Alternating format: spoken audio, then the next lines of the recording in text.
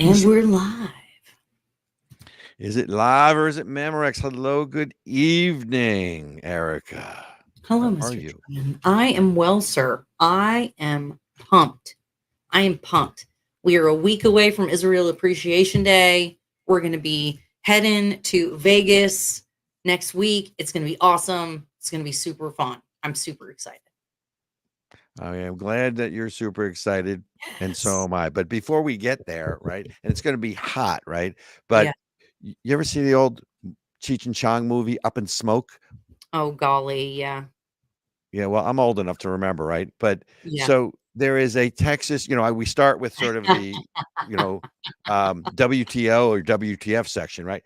There Yeah. is a woman running for the House in Texas who is openly smoking a bong and a joint. I forget what they call it. So Sally Duvall, all Yeah. over X, but she says in her ad, Texas has had enough of typical politicians paying lip service to important issues without actually putting their money where their mouth is. And then, so you got to see this video. Tee it up for us. This is Yes. Sally Duvall, the reincarnation of Cheech and Chong.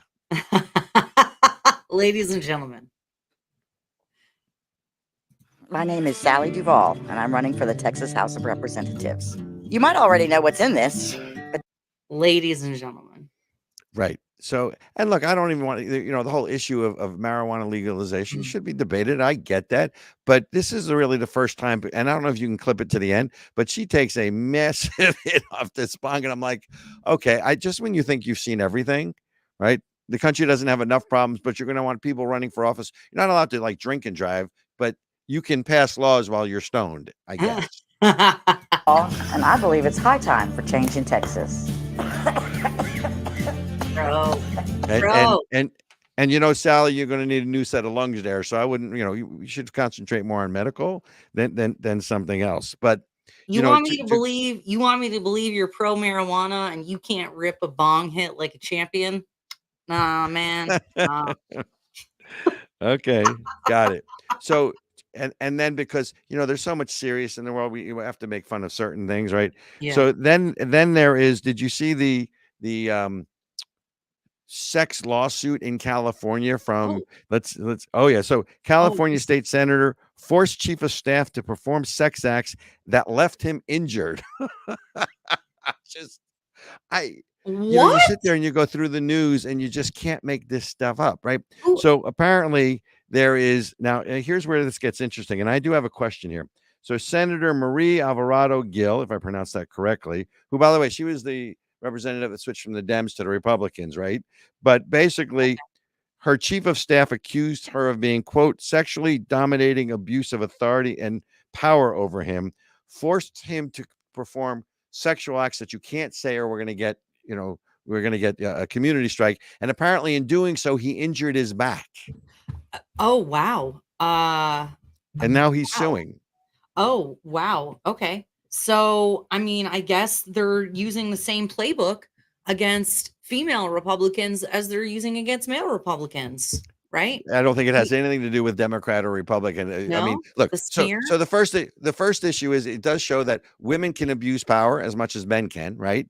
But my question is, I'm an insurance background. So if the guy hurt himself on the job work, during his employment, why isn't that a workers' comp claim? I was going to say that's got to be workers' comp, right? Oh my gosh. Well, no, you know what? Here, it was not, unless it was specifically written out in his job duties that he needed to, oh, Lord have mercy, Robert. What is going on in the world today? Well, so I'm trying to understand. So is this news because it's about sex, or is this news because it's about abuse of power? I mean, what makes that story newsworthy? It's because it's a Republican. It's because it's a Republican. Because if it was a Democrat, they try to hide that stuff. Oh, come on. No, come on. Look. And you know where I am politically, but that's a bridge too far for me. Look, you telling me if women hadn't switched parties that this lawsuit wouldn't have been brought? Of course it was. This is about abuse of power. And look, the funny thing to me is the fact that, because I needed a good laugh today. Here's the thing. This is presuming it's true. You're presuming it's true. I've seen the she denies it. Right. Yeah, and so I've seen the 95% increase in EEOC claims against employers. So just to be honest, I'm incredulous. I So am guilty. I look, am innocent until proven guilty. and she denies it through her Mm, spokesperson, which okay, good. innocent until proven guilty. But I mean, it's I don't even know where to start with that. But so we've had sex, and then we have drugs in the first two stories, right? Isn't it Oh, sex, rock drugs, and and rock and roll? roll, Rock and right? roll. I'm ready. I Well, I wish I had a good rock and roll story. The best third story I Mhm. can come up with is, did you see that two planes collided in Atlanta on the runway? What? So a Delta Airlines jet, and I fly Delta. So Oh, and Lord have it mercy. was an Endeavor. They collide. One was going to Louisiana, one was going to Tokyo. I, and it ripped off the tail fin of the plane that they hit so hard. I mean, you look it up on the internet, and then you got to go, okay, how does that happen? Oh my How god. do two planes with traffic control in Atlanta, of all places, where, yes, it's the busiest airport in the country, I think, or the second, whatever, but you just Yeah. sit here and go, how does that stuff happen? I Yeah, don't I get mean, it. we've covered some of that on the show before, the DEI stuff in air traffic, in air, aerial nautics. I don't know what the right word is, but basically airline stuff. Aeronautics. Aeronautics. Okay, there. Thank you. Thank you very much. Those guys. Those So guys. Yeah. so when this is what happens when you got crazy nonsense going on with unions and then people not getting training and then they're understaffed. I mean, now I'm not excited for next week to get on an airplane and head to Vegas. You can always drive. You Can always know, drive. that might not be a bad Uh, idea. all right. So if I say let's roll them, Smokey, is that okay? I we're going with it. It's gonna be Cheech and Chong references all freaking day Oh man, now. I gotta look up this video. it's the bong hit at the end of the video. I just sort of Ugh, laugh and go, okay, I've seen everything. these are not serious people. These are not serious people. She's running for herself. Sorry, I didn't mean to run over you, Oh, Robert. go for it. Come on. Come on. We have a guest coming.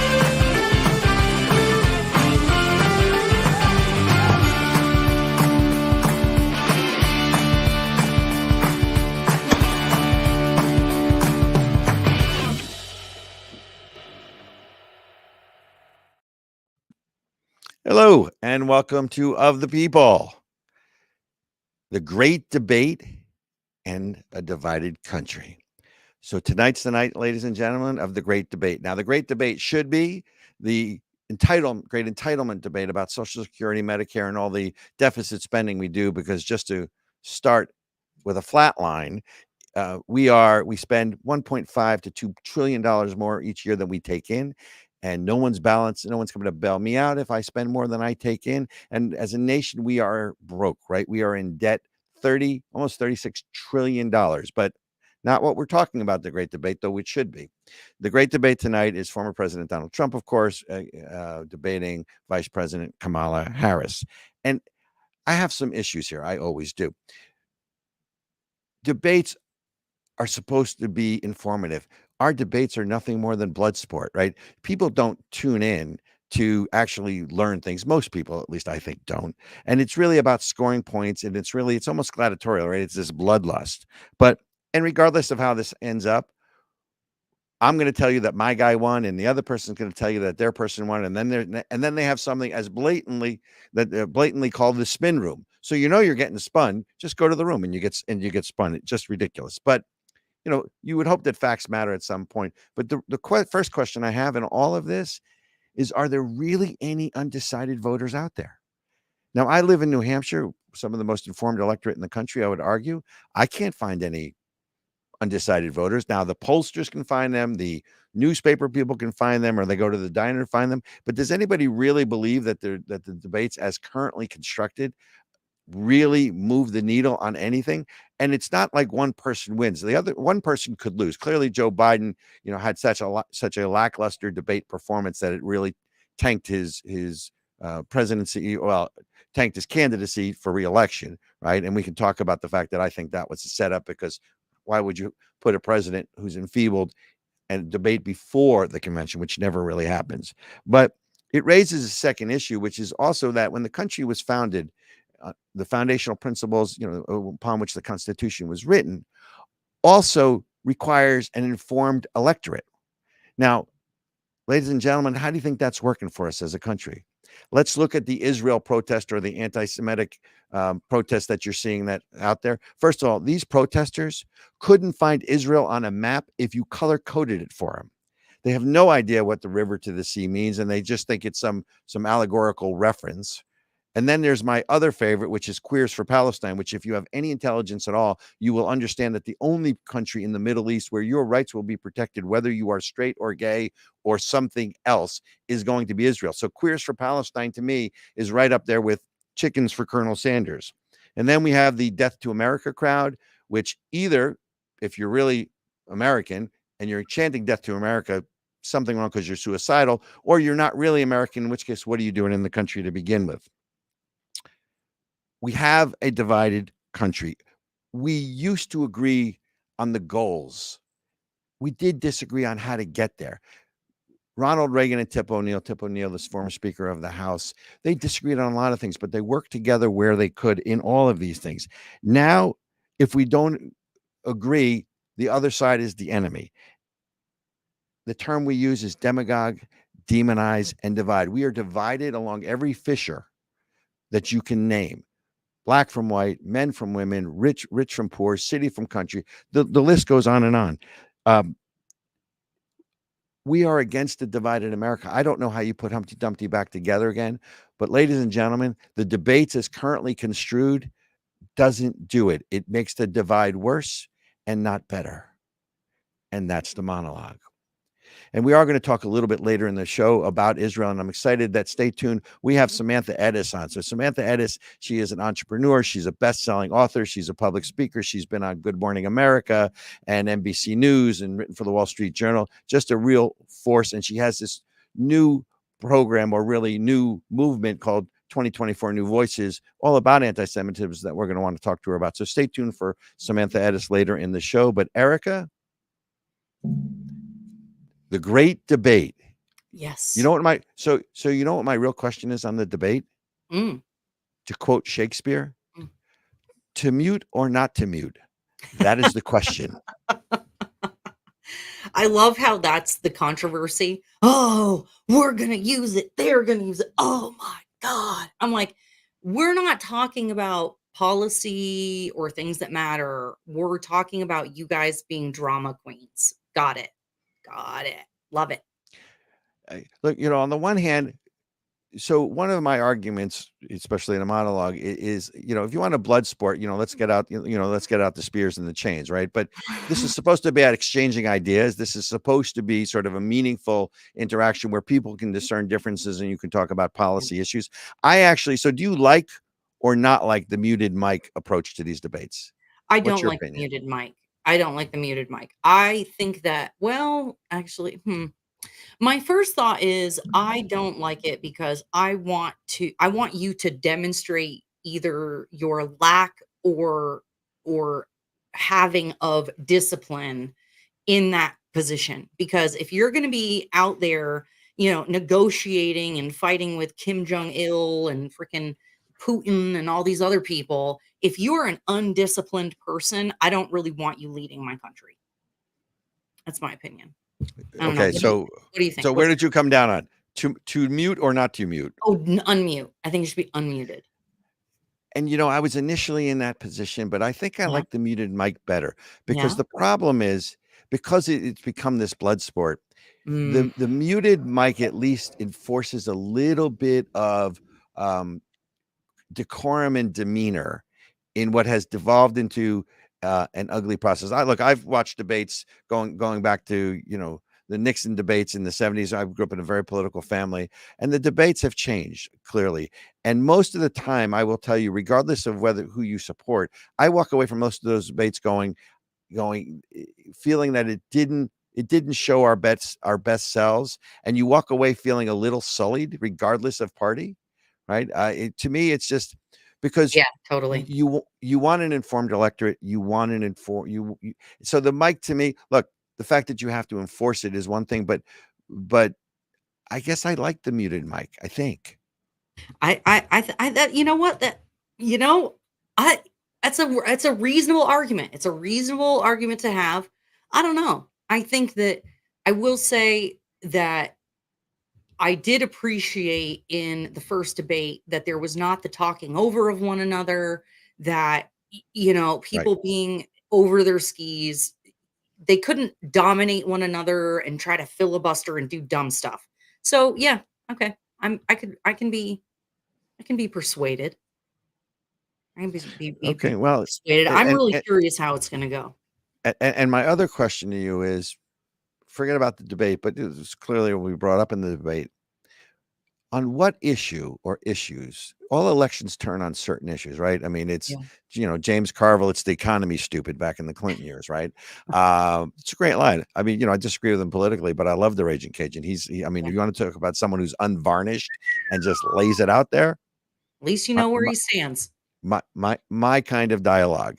Um, so, what issue do you think that this election is going to turn on? Is it the economy?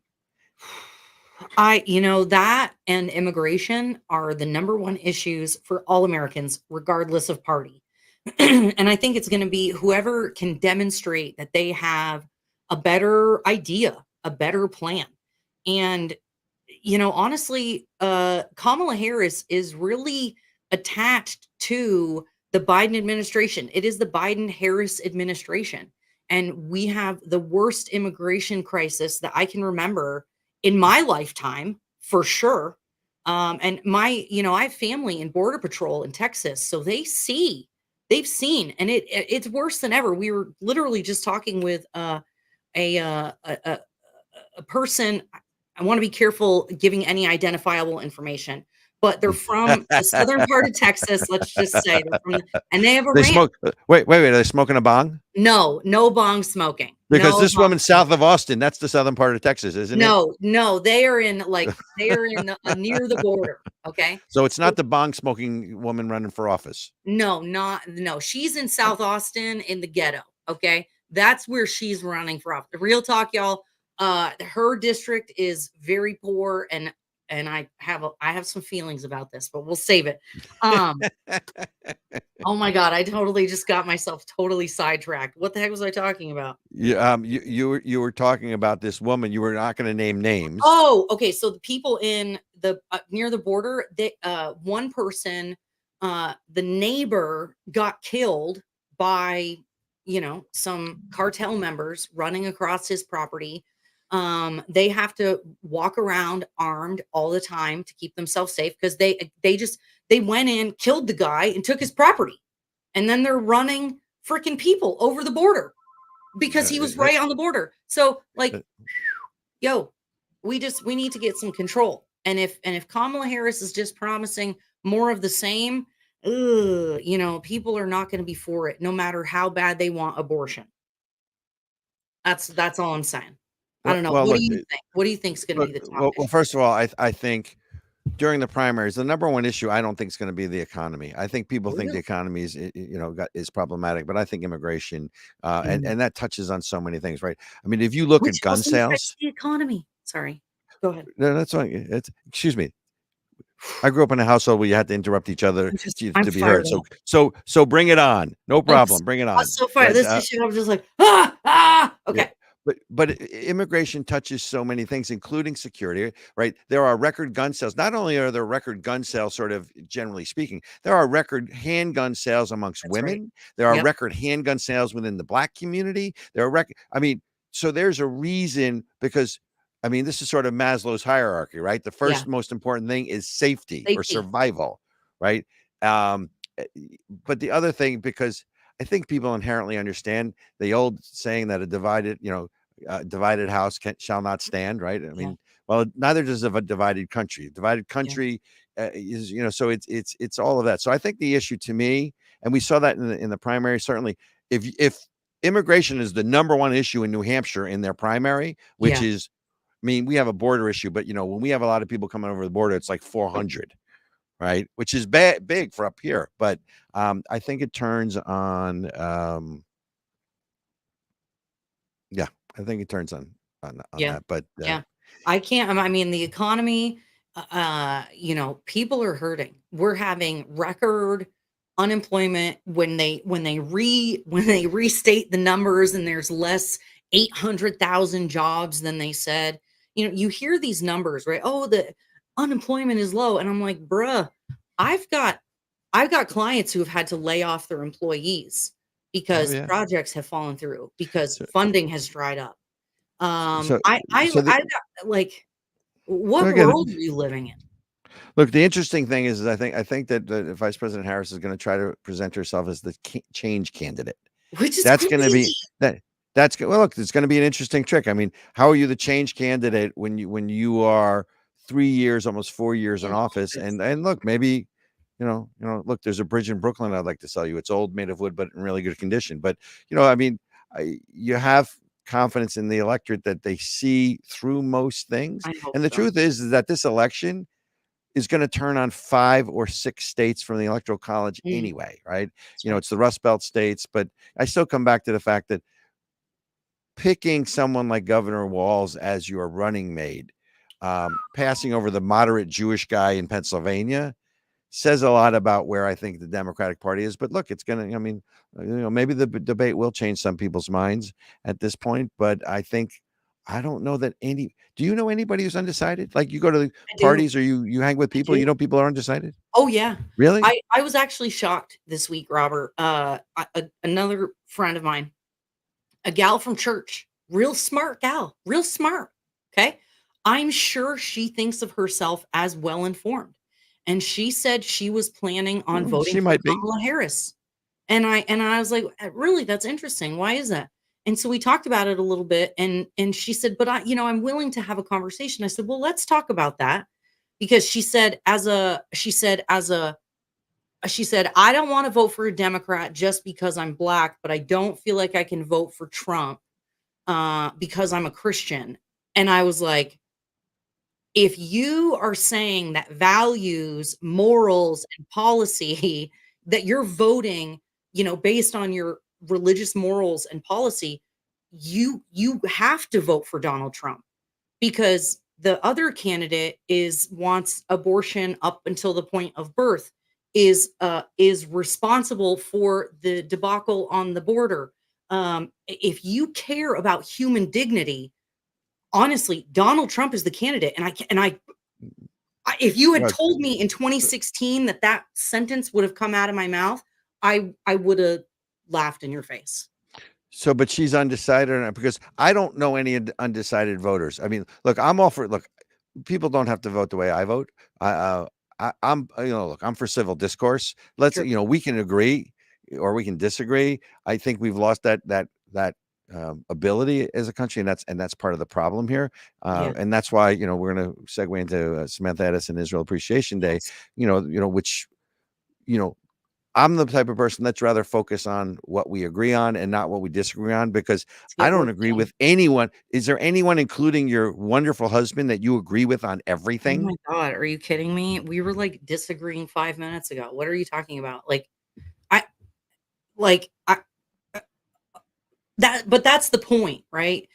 What you're pointing to, Robert, is why we're supposed to have limited government, small federal government, big local government, so that people can come together in communities of like-minded people and govern themselves as they see fit.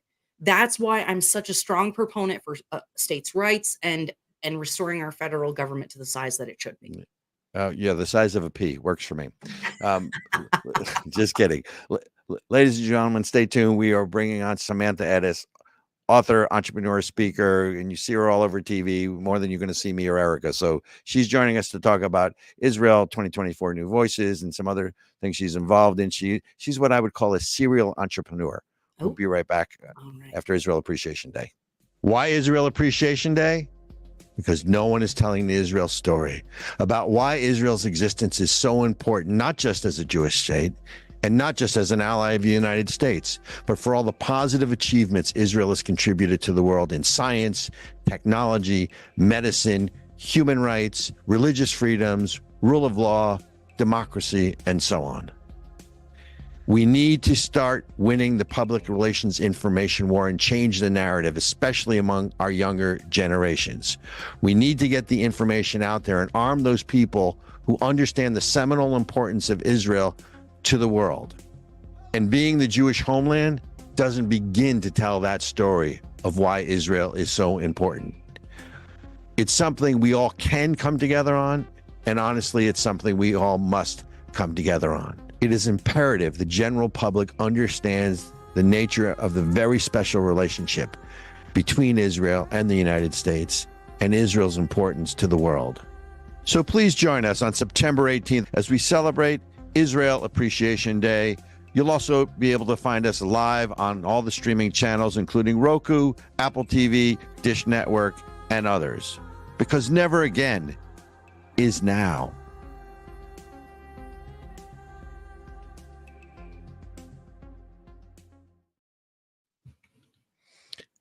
Welcome back, and never again is now. That's for sure.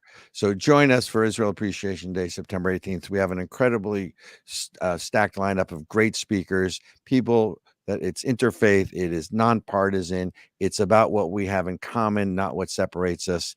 Demagogue, demonize, and divide. Ericka, did you leave me? Where are you, Ericka? No, I am here. I thought you left me. I would never leave you. Do you know I have this abandonment thing? You just do know that, right? It's an abandonment complex. I know. So joining us, is she in the green room? We can bring her in. We've got her. Hang on. Let's bring her. Ladies and gentlemen, joining us is Samantha Ettus, best-selling author, entrepreneur, speaker, just a dynamic personality. As I called you, Samantha, a serial entrepreneur, which we're going to talk about, and especially your 2024 new voices. But welcome to Of the People. Thank you. I'm so happy to be here. I'm glad for you that you're joining us. And first, from me to you, thank you for being such a major part of Israel Appreciation Day. We're excited to have you as one of our main speakers. It's going to be an epic event. I'm so excited about it. It's exactly what our country needs right now, what our world needs right now. We need to be celebrating, not just, showing people and bearing witness to the horrors that happen, but showing the beauty of the country and the rich history. So I appreciate all that you're doing. I love that. And now tickets are live, right, Robert? So they can go to israelappreciationday.com, get their tickets, find where to go, all the various streaming services and everything. It's all live. Absolutely. I think we have over 30 speakers in the lineup. And understand, Ericka and Samantha, you know this because you've been, there from ground zero, is there's so many events out there, and they're all great events too, but most of them are sort of what I call inward facing. This is really not DC talking to the country. It's the country talking to DC. And one of the things that has been so comforting to me as we've put all this together over the last 5 months has been there really is such a groundswell of support for Israel at large in this country that has no meaningful way to express it until now. So that's one of the things that we hope to do, because it's about the reach and the grassroots. Samantha, tell us a little bit about, because you have this new initiative, 2024 New Voices, which is really also just sort of it's the same thing, but it's more Hollywood focused, right? You're bringing new voices out to support Israel anti-Semitism. How did you form it? How large is it growing, and where's it going? Yeah, well, to your point, I think that our country especially has given so much of the microphone to these protesters who actually don't represent the majority of America. And I think it was in December when I was just so frustrated by how few people were speaking out on our behalf and how few influencers, celebrities were using their platforms to speak out on behalf of the Jewish people, on behalf of Israel. And so I started contacting them. I live in Los Angeles. You can't help but sort of bump into a celebrity every few minutes at your child's school, at the gas station, wherever it is. Celebrities are everywhere. And I thought, what if I could make a very simple, easy way for them to speak out for the Jewish people that was not controversial? And so I approached them and would say, do you mind saying, I'm Cindy Crawford and I stand against anti-Semitism? Or I'm Zach Randolph and I stand against anti-Semitism. And it was such a simple ask. It's really hard to say no to standing against hatred. However, I will say there are plenty of celebrities who told me that they had to ask their manager or agent, and I would respond, you have to ask your agent if it's okay to speak out against Asian hate or LGBTQ hate. Right. Of course you don't. So why Or are you for Black asking them if Lives. it's okay? Right? Yeah, It's or Black Lives Matter, right? Like, oh my God, if you didn't immediately put the black square, it was all over.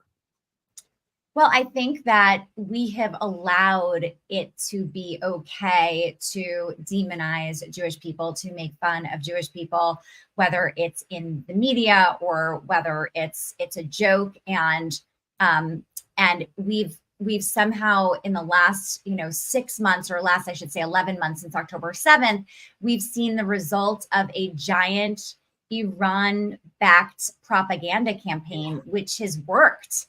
And it's really turned a lot of people against Jews. And we've been equated with the oppressors, even though we really don't belong in that class. If anything, we are a minority, and we should be treated as such if we're treating other minorities as such. And so I think that a lot of the dialogue we've lost control of. So to answer your question, Robert, that was what motivated me to start 2024 New Voices.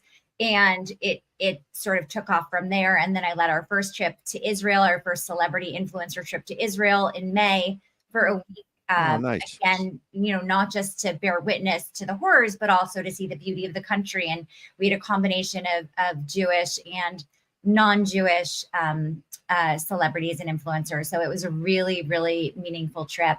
And I'm just continuing to do that work now. And someone needs to do that work. So thank you so much. But so here's my question. Obviously I'm an East Coaster, not a West Coaster. How did the trip to Israel change any of them? I mean, well, I guess my first question is, what percentage of the people that went with you was their first time in Israel? Because I've always said, if you've never been to Israel, you don't get it. Right. It's the center of all the great religions. The power of Jerusalem, the old city itself, is palpable to me. I mean, you feel it. Right. And if you haven't stood on the Golan looking down, you don't get it.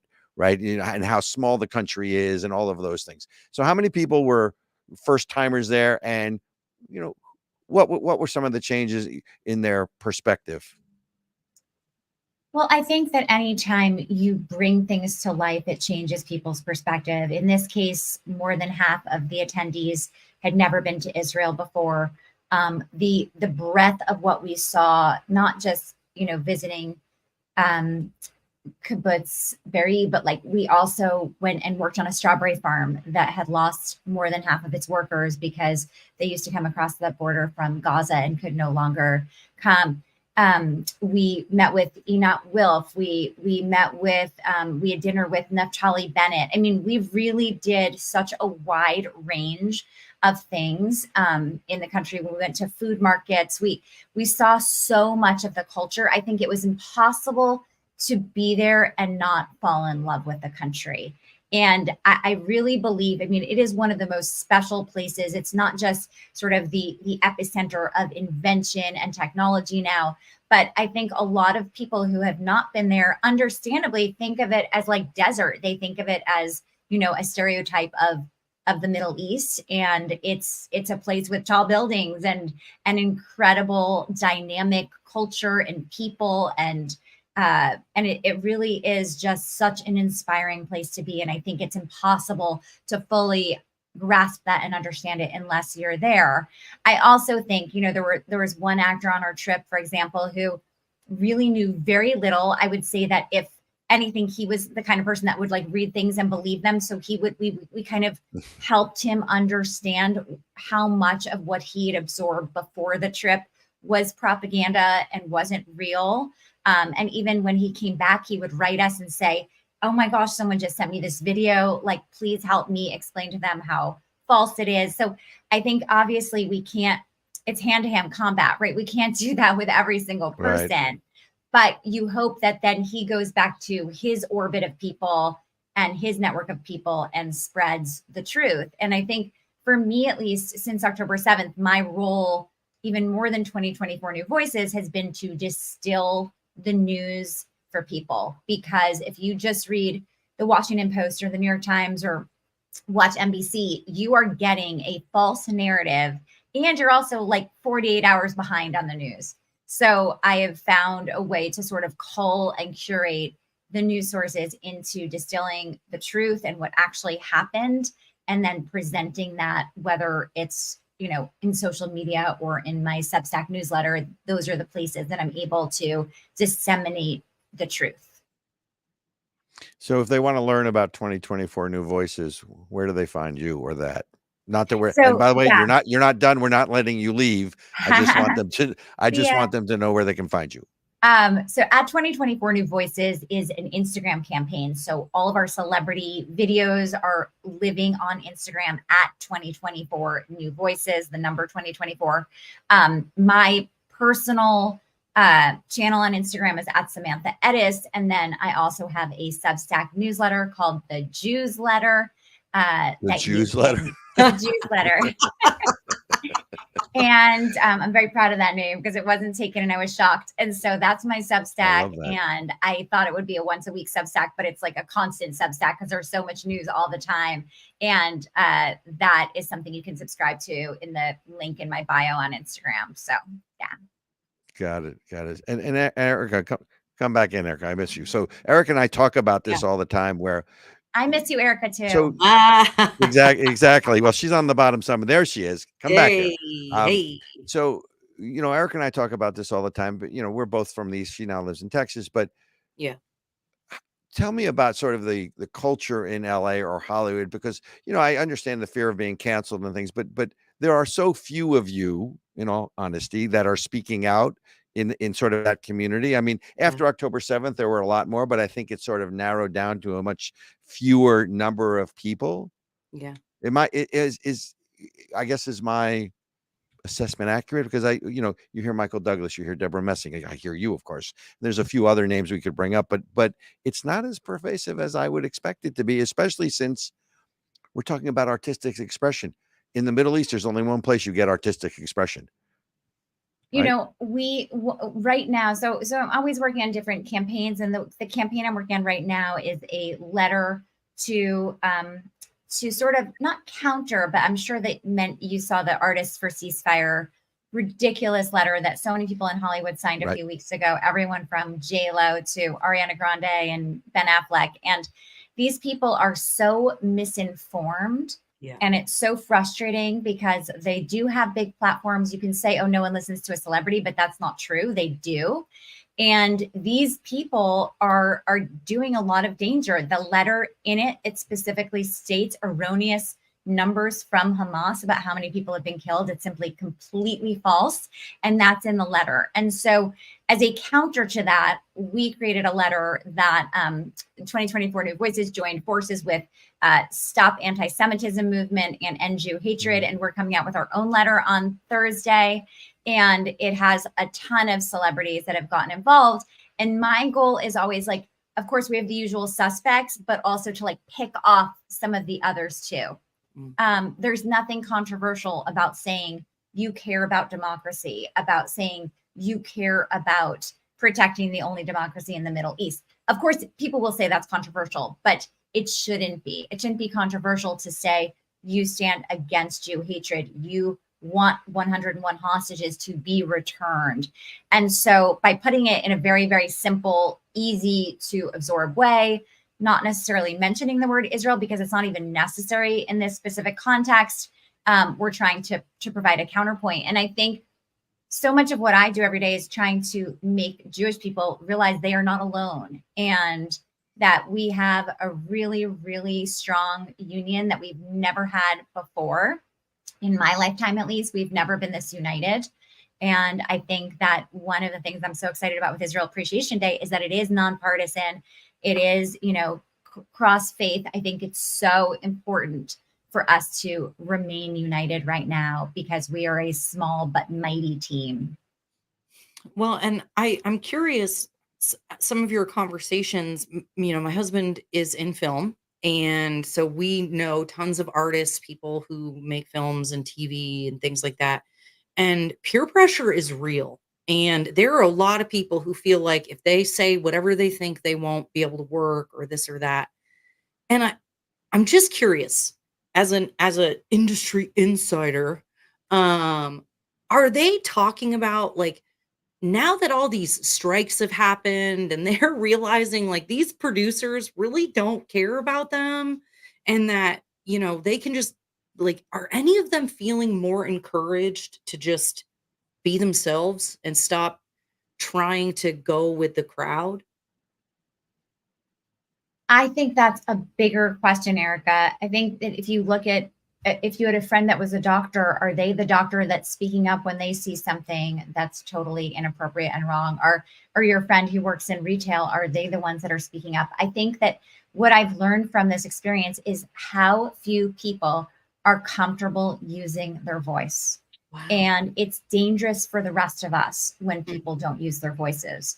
It's when you see the footage that we've seen recently of people on a New York City subway, and one guy comes on and starts harassing the Jewish guy with the yarmulke, and no one says a word. Yeah. And that is part of what I think is so frightening for Jewish people right now, is how few people are just saying, we've got you. And by the way, you don't need to give a comment about the Middle East to say to a Jewish person, I care about you and I stand with you and I love you just as much as if you were any other ethnicity. Yeah. And I think that's what's getting lost here, is that we've allowed this to be so politicized, but there is nothing political about Jew hatred. It's hatred.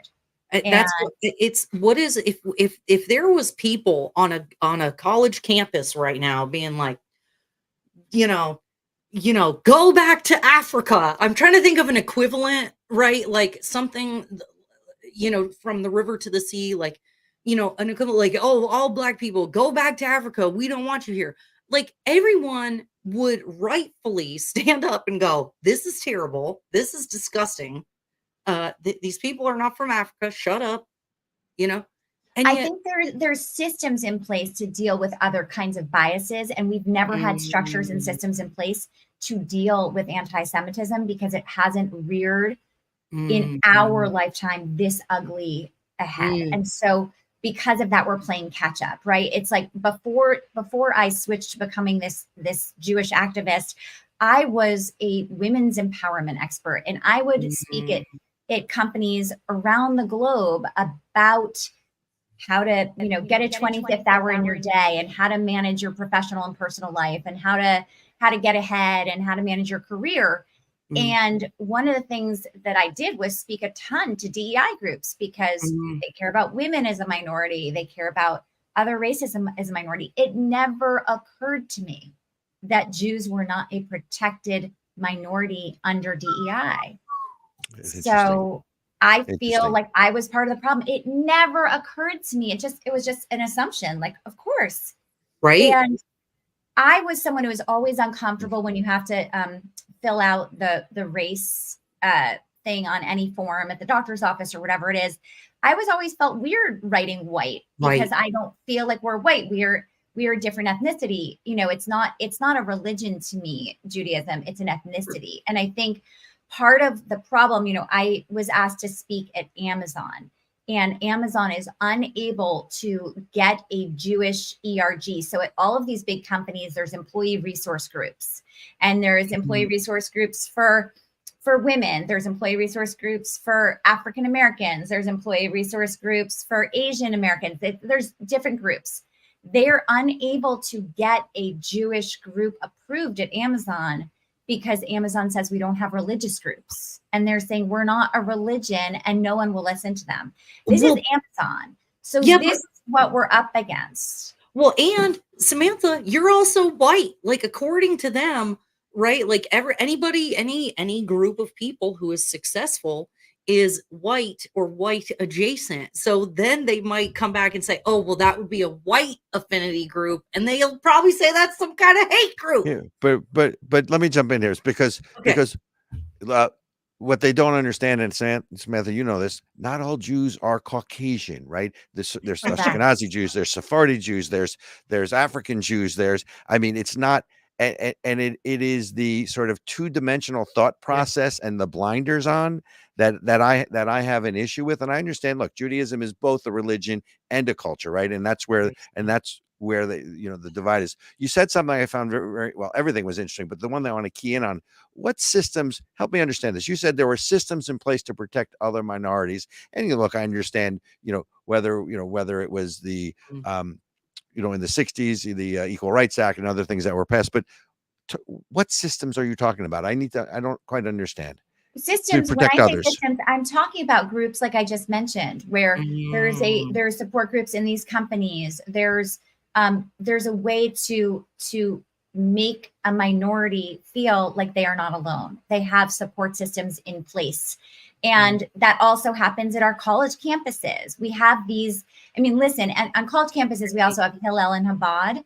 And those are Jewish groups that have become more important than ever before because of October 7th.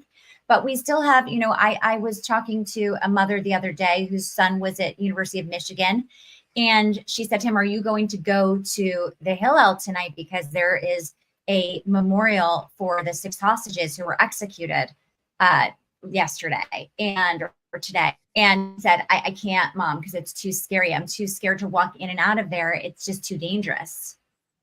Now, that is the reality for a college kid today at University of Michigan. Like, it's mind blowing. Or it's at Amazon. I'll go back to Amazon recently because they have such a huge problem there, but they have a hostage who was taken, who is an Amazon worker. And no, there's never been an Amazon statement about let's get this guy back. Like, if Jeff Bezos came out and said, let's get this guy back, I guarantee it would have an impact, but no one has ever said a word. And so the Jewish people there, all they have is a Slack channel. They don't have a group. And so recently they had asked me to speak. There were a bunch of people that complained and said that I was going to be a controversial speaker because I speak out for the Jews. And if you look at my content, it's truly not controversial, but they said it would be too controversial. Wow. And then they had me record my speech, my fireside chat in advance. We recorded it. There were 2 employees on the line who were like, there is literally nothing controversial about what you just said. And then they brought it to HR as they were supposed to. And then HR was going to release it. And they said they couldn't release it. Just Friday, Macklemore, who's a known anti-Semite, was speaking at Amazon. Wow. And that's okay? A ton of people protested and wrote letters and emails, and they did nothing about it and allowed him to speak. So this is what we're up against. And so when I talk about systems, it's like part of the problem here was there is no Jewish employee resource group there. So they have no power. They have no budget. And so systems are in place to protect other minorities because they have faced so much discrimination in the last 50 years. And frankly, we've kind of skated by. And that's obviously changed right now. So I want to talk about that when we get back from our break. How can we fight systemic racism? Looks like there's some systemic racism to fight, y'all. We're going to talk about it when we come back from hearing about Israel Appreciation Day. Make sure you like this video, throw a comment in the comment section if you've got a question for Samantha or Robert or I, and share this video with some folks that you think need to hear it. All right, y'all, stay tuned. Why Israel Appreciation Day? Because no one is telling the Israel story about why Israel's existence is so important, not just as a Jewish state and not just as an ally of the United States, but for all the positive achievements Israel has contributed to the world in science, technology, medicine, human rights, religious freedoms, rule of law, democracy, and so on. We need to start winning the public relations information war and change the narrative, especially among our younger generations. We need to get the information out there and arm those people who understand the seminal importance of Israel to the world. And being the Jewish homeland doesn't begin to tell that story of why Israel is so important. It's something we all can come together on, and honestly, it's something we all must come together on. It is imperative the general public understands the nature of the very special relationship between Israel and the United States and Israel's importance to the world. So please join us on September 18th as we celebrate Israel Appreciation Day. You'll also be able to find us live on all the streaming channels, including Roku, Apple TV, Dish Network, and others. Because never again is now.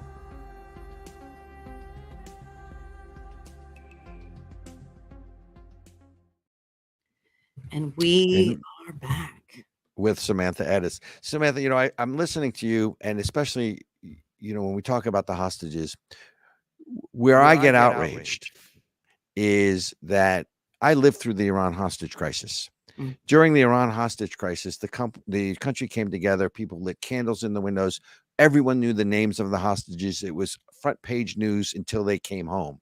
And I'm from New Jersey, so I'm cynical. You'll forgive me.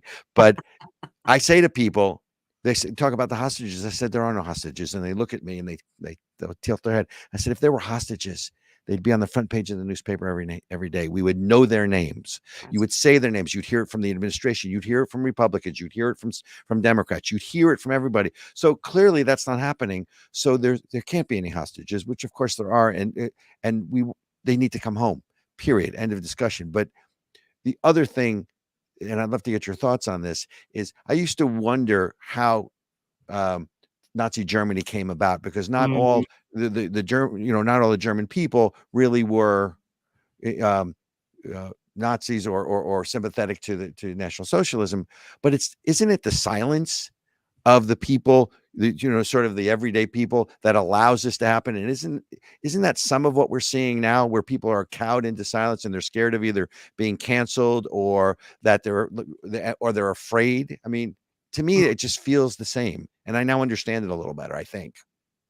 Yeah, I feel very similarly. I think that the silence is what scares me. I even have, friends from college who have never said a word. I find it alarming. And I think that one of the things I've tried to say to people, because I get a lot of people who come to me and say, how do I keep being hopeful when so many sad things are happening and so many friends have abandoned me? And what I always say is, like, think of it like a train schedule. When you go to like Grand Central Station and the train times keep, they're switching all the time.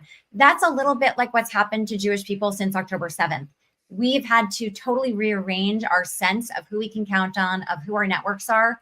But I know in my case, for example, I have so many new relationships since October 7th who filled in any gaps that I feel. And I think that all of us can look at that. And sometimes as a seismic event does bring people together in a new way. So I look at it like that. Back to what you said about the hostages, I could not agree more. I remember when Brittany Griner was, being detained in Russia. Right. I thought about that woman all the time. I didn't even know who this WNBA player was before this happened, but I was always keeping up with her case. And a lot of Americans were the same way. Nobody knows the names of the 5 American hostages. And it's heartbreaking. I don't get it. And some people knew Hershey's name, but not enough. And it's shocking to me that this is where we are. And I do blame the New York Times and the Washington Post, because they're responsible for Americans being able to spout these names. And they just aren't covering the hostages the way they would if it was any other group of people. That's right. You guys made a really good point there. Yeah, it breaks my heart. And the fact that 6 hostages were brutally murdered when they were trying to be rescued says a lot about the value of life that I think Hamas places, or in this case doesn't place, not only on Jews and Israelis, but on their own people. And I have such a hard time with that, because it's Hamas that took the hostages. It's Hamas that uses their children as suicide bombers. It's Hamas that puts their munitions and other things, mixed amongst the public. It's Hamas that calls for the extermination of another people, right? So to me, that's really the issue. And I think, what I've said to people is, I can't define evil, but I know it when I see it, right? And I'm paraphrasing Justice Potter Stewart, of course. But if we can't call what happened on October 7th and the brutal murder just recently of the 6 hostages evil, I think we've almost lost our humanity. And that's what concerns me, combined with the silence. Absolutely. I cannot get over the reaction of the world. I feel like it's a double punch, right? It's not just the pain that we've all experienced October 7th. It's like anyone, when you are upset about something, then what do you want? You want validation that your pain is real. So to have an entire universe of people invalidating the pain of Israel or the pain that Jewish people are experiencing right now is a double tragedy. It really is. It's heartbreaking. Yeah. And again, if it was anyone else, it would be fine, right? Black Lives Matter. You had people washing people's feet in at events, for God's sake. Okay. Like What do what you are we mean? doing? There I was don't think I literally understand. It's not consistent. Look, there's a That's- genocide going on in Africa. There's a genocide going on with the Uyghurs Correct. in China. There's a genocide going on in Asia with the Hindus. It's not in the news, but oh my God, Israel defends itself. And look, wars are not perfect, and wars are ugly because they're supposed to be rare, right? Yeah. Well, and to your point, Robert, none of us know about casualty figures in the Ukraine-Russia war. None of us Right. know about casualty figures in any other war in history. And so that's what's driven me crazy, especially about the celebrities. Like, these people are selective historians. If you ask them about any other war in history, they would know nothing. And suddenly they're Middle East experts. It's bananas. Yeah, I got it. Well, It is well, so well, look, true. It is yeah, so I want to true. segue back to Israel Appreciation Day because it's not the solution to everything. And this is, as you know, our first annual event, but it really is I meant think to. it is the solution to everything, Robert. Yeah. Israel Appreciation Day is going to solve it all. Thank you. I have much more modest goals, but that long term, it is about educating people. It is about coming together, and let's not look. I'm sure you and I are going to disagree on other things politically, but that's okay. Let's come together on what we agree on, right? And we're going to disagree on other things, hopefully civilly. That's what we're supposed to be doing. But it's bringing together people that are cross faiths, because in all candor, just Jews supporting Jews doesn't move the needle. It has to be bigger than that. It has to be, within different faith communities. It has to be men and women. It has, and look, no one is ever going to accuse me of being Pollyanna, right? That's not who I am. Just not who it. But as I look at that situation and reached out to form this group of people, it was really Israel Appreciation Day is about trying to get people to understand that it's not just that they're a Jewish homeland. It's not just that it's the U.S. ally. It's all these other things that Israel contributes to the world that are Western values. And as I've said to friends of mine, it's not the Jews are the canary in the coal mine. If they drive us into the sea, I said to this guy at a conference, I said, "You're Christian." He goes, "Yeah." I said, "You're next." I said, "It's really about coming after values that we grew up with.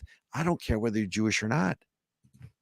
Absolutely. That's completely true. And I think that, even you saying, like, we're going to disagree on some things. I think one of the most important messages that we're trying to communicate to people is, even with the debate tonight, we need to be in every room. So whoever wins this election, we need to make sure that there are some influential voices in the ear of that winner.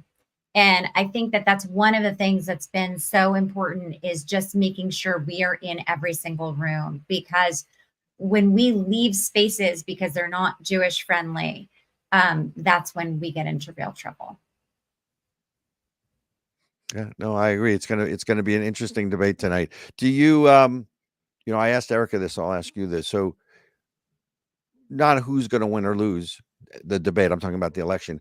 What do you think the issues are that are most salient for this election? Like, what's the, is it the economy? Is it immigration? I mean, what does this election really turn on, in your opinion? Oh, good God. I don't think it's a policy election. I really don't. I think it's a popularity contest, and we have two imperfect candidates, and it's a very tricky time. I think there's a lot of fear right now in America, not just about the economy, but about the world. And are we on the precipice of World War III? And what is happening, and who's going to keep us safe, and who knows more about foreign policy, and has more history in the government. I think there's so many complicating factors. And I think that for me, because I'm in this bubble of Jewish activists, I hear all day long, the pro-Israel people on both sides of the aisle, constantly arguing. I try to stay as far out of it as possible because, again, my mission is to unite us, not to separate us. But I think that there are just so many issues right now that people care about. I think that, the immigration issue is so big and there's so much misinformation on both sides about what's really going on and who's to blame. And I keep hearing it. So that for me is one that just keeps popping up. But again, I don't trust my social media feed because it's very Jewish focused. So right now I'm not in a good place to tell you. If it was the last election, I could have absolutely told you because I've been involved in politics for 30 years. But now I feel like, I'm in this one issue bubble. Got it. So I want to end the show. Let's talk about Israel Appreciation Day real quick. So ladies and gentlemen, Samantha Ettus is going to be with us. She's actually moderating a celebrity panel for Israel Appreciation Day. Care to drop a hint as to who might be on that panel with you? I mean, you can keep it secret if you want. For those of you who are watching the podcast, I've got some images up from Instagram. So I don't know. I see Shaq. I see Cindy Crawford, Richie Torres. I don't know. Samantha clearly has reach. Let's leave it at that. I have reach. So I'll take that compliment. So for Israel Appreciation Day, I put together a panel of some of our 2024 new voices. We have, I don't know if any of you are Risky Business fans, but we have Rebecca De Mornay, who is going to be joining us. She is not Jewish. She's just been a huge ally, and she's incredible and brilliant and awesome. And her video for us went viral, and I think almost 1 million people have seen it right now. She's huge. And then we have Kaya Jones, who was one of the original Pussycat Dolls. And again, she's half Jewish. She's also well-known Christian gospel singer. She's really fantastic. You know her, Ericka? Yeah, she's made a pivot. That's for sure. Yeah, she's character, and she's awesome, and I love hearing her talk because she has so much personality. And then we have a third guest that I'm going to keep a surprise for all of you, but I can tell you that it's going to be a very dynamic panel that we are super excited about. And one of the things I'm also excited to ask these celebrities is, when so much of Hollywood is silent, what made them different? Why did they take the risk? Why have they chosen to speak out? So I'm really eager to hear their answers. Yeah. And I think that is probably the most important thing, Samantha, that you are working on, is how do we encourage courage? How do we get people to summon courage and stand up for what is right? And I love that that's what you are working on with 2024 New Voices, and what we're all working on with Israel Appreciation Day. Yeah, absolutely. Well, absolutely. Samantha, thank you so much for taking time out of what I know is a busy schedule to join us. For other people, looking forward to seeing you next week at Israel Appreciation Day. Ladies and gentlemen, IsraelAppreciationDay.com, September 18th. And you're going to see Samantha Ettus. So if you're not going to tune in to see me, and I wouldn't, that's okay. You want to tune in to see her and who the mystery celebrity guest is going to be. Ooh, I'm into it. I love it. Thank you so much, Samantha Ettus. Everyone, go check her out. We've got all her links in the description. Check out her Instagram and make sure to follow her. All right. Thank you both. Thanks, Samantha. All right. That was fun. She's great. Absolutely. That's why I'm glad she's part of Israel Appreciation Day. Oh, that's going to be a fun, because I'm a little bit of a gossip when it comes to celebrity culture stuff. You're also a fangirl. I am. So this is going to be fun. I love it. I think it's going to be fun.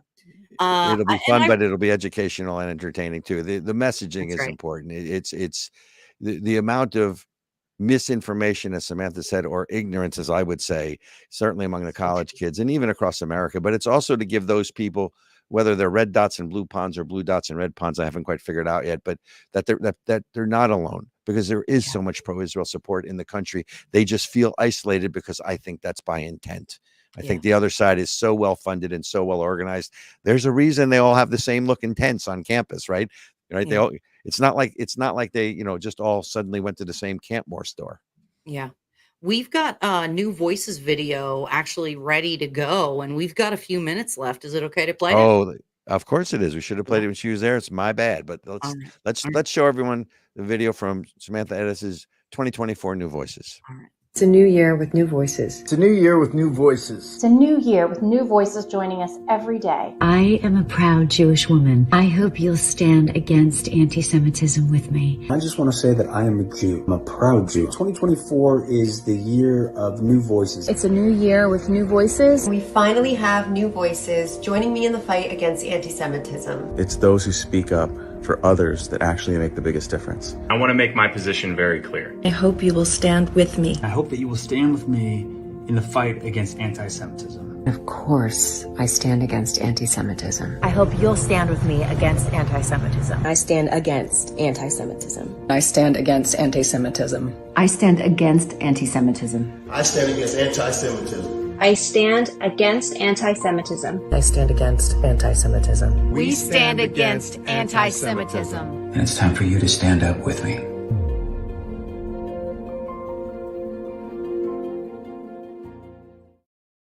That's amazing. That was good. It's a great video. It's a great video. And if we could, I would like to clone her. I think we need more Samantha Ettus in the world. Right? We need an army. And Samantha, if you're still listening, we need to clone you. So Yes. Amen. Israel Appreciation Day. And if you haven't gone to the website, we have a series of speakers, 30 or so people speaking from across America and from across the country. We have a retired brigadier general Aviv from Israel. We have Melanie Phillips, who is just British journalist, but just really an incredible force for good in all of this. There's so many other speakers. We're also going to have Congressman Richie Torres. We're going to have Senator Cory Booker. We're going to have Congressman Eli Crane. I love it. Robert, look at you. Look at you putting together bipartisan events. Okay. It's not me, it's us. But yes, it's come together. Armstrong Williams, David Bragg, you've got, Chris Widener, one of the people really interesting to hear is Hussein Mansour, who, Egyptian born, but is just, really has lived both sides and understands it. Just incredible. Melissa Mayo. And by the way, we have John Andrasik, who's going to perform at the intermission, who's Five for Fighting, who was in Hostage Square. It's just an incredible program that we've put together. Amazing. So, and the folks, deputy mayor of Jerusalem? What? Former, bro. That's amazing. I love it. This is going to be awesome. We also have, if you go all the way up to the top, one of our keynotes is Patricia Heaton. Everybody loves Raymond. America's mom, ladies and gentlemen. America's mom. So there you have it. Ladies and gentlemen, thank you so much for tuning in. Of the People with Robert Chernin and Ericka Redic. And we will see you next week on location, which was supposed to be secret, Ericka, but thank you for spilling the beans on that. My bad. If you want to see something in the news at 6:00, just tell Ericka. It'll be on the news at 6:00. Nobody knows where. So exactly. Well, they do now. They do now. Oh my God. Now I'm going to be known as that Spider-Man guy who gives away all the information. Okay. All right, boss. We're going to take him out. Ladies and gentlemen, if you've been watching this along, we thank you. And we ask that you show your appreciation by leaving a like, share your thoughts down in the comment section. And most importantly, make sure you subscribe on whatever platform you are watching so you never miss an episode. And next week, we will be coming to you from location at the event. Did you see that? I didn't screw it up that time. So we're going to be coming to you live. You're batting from 500. Area where we will be talking about Israel Appreciation Day. Area 51, ladies and gentlemen.